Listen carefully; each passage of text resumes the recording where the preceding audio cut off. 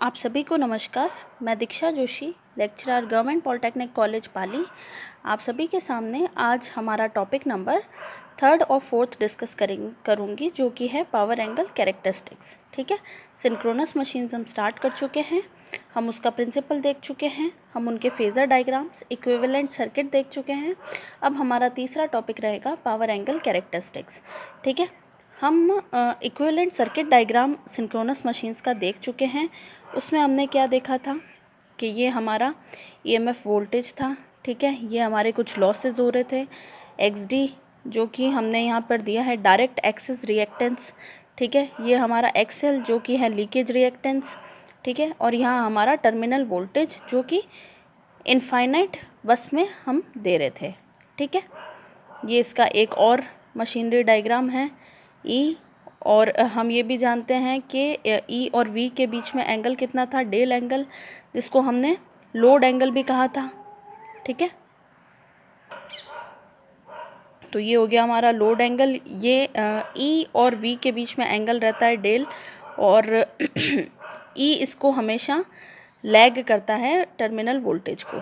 ठीक है, वी हमारा हो गया वोल्टेज ऑफ इनफाइनाइट बस बार, ई हो गया voltage behind direct axis reactance, X D हो गया हमारा ट्रांजिएंट रिएक्टेंस। ठीक है, अब चूंकि हम पावर फ्लो की बात कर रहे हैं, पावर एंगल की बात कर रहे हैं, किस तरीके से पावर हमारा इनपुट से आउटपुट की तरफ फ्लो करेगा वो हम देख रहे हैं। ठीक है, तो हमारा क्या होगा, अपेरेंट पावर। हम जानते हैं पावर दो तरह की होती है, रियल और रिएक्टिव। दोनों को मिला के हमारी टोटल पावर की अगर हम बात करते हैं तो वो होती है अपेरेंट पावर। ठीक है, पर जो हमारी यूज़फुल पावर होती है वो होती है एक्टिव पावर। तो हम एट लास्ट एक्टिव पावर को डिराइव कर लेंगे इसमें से।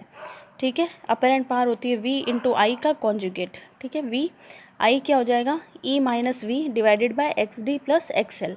ठीक है, टोटल लॉसेज हैं ये हमारे रिएक्टेंस के रूप में, इसका कॉन्जुगेट।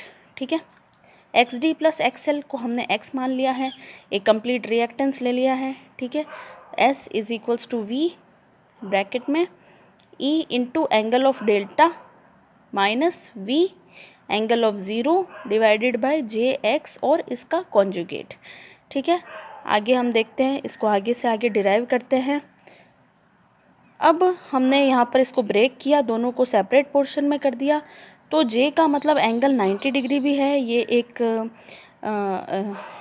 इमेजिनरी टर्म है जिसको हम 90 डिग्री एंगल भी मानते हैं। ठीक है, तो यहाँ कर दिया हमने 90 डिग्री और minus V angle of 0 divided by JX और इस पूरे का कॉन्जुगेट। ठीक है, उसके बाद वही V वापस बाहर रह गया।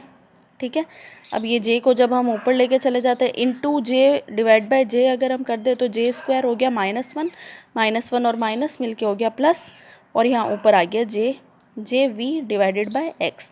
इस पूरे का कॉन्जुगेट अभी लेना है।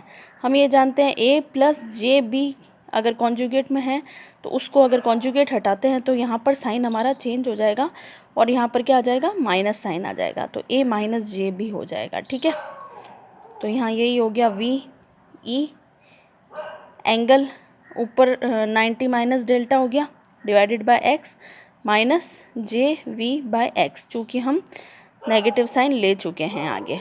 ठीक है, उसके बाद में ये वी ई बाय एक्स और angle of 90 degree minus delta, और इधर minus J V square by X, तो वी को अंदर हमने मल्टीप्लाई कर दिया है। ठीक है, अब हम जानते हैं कि ये हमारी रियल टर्म है और ये हमारी इमेजिनरी टर्म है। ठीक है, रियल टर्म हमेशा क्या हो जाएगी, एक्टिव पावर, और इमेजिनरी टर्म क्या हो जाएगी, रिएक्टिव पावर।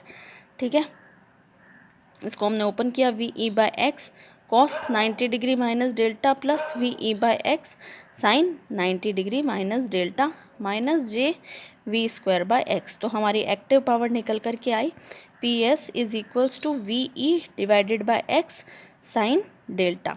ठीक है, मैक्सिमम पावर के लिए पावर मैक्सिमम कब होगी, जब हमारा ये वाला टर्म 1 के बराबर हो जाएगा। हम जानते हैं साइन की कौन से एंगल पर वैल्यू 1 होती है, तो 90 डिग्री पर वैल्यू 1 होती है। ठीक है, तो डेल्टा की वैल्यू 90 डिग्री होगी, तब हमारा पावर हमको मिलेगा मैक्सिमम, जो कि क्या होगा, वी ई बाय एक्स। तो पी मैक्स क्या हो गया, वी ई बाय एक्स। ये अगर हम हमारा पावर एंगल कैरेक्टरिस्टिक बनाएं जो पावर और एंगल के बीच में बनता है, तो ये कुछ इस प्रकार का बनता है। ठीक है, ये हो गया मैक्सिमम पावर।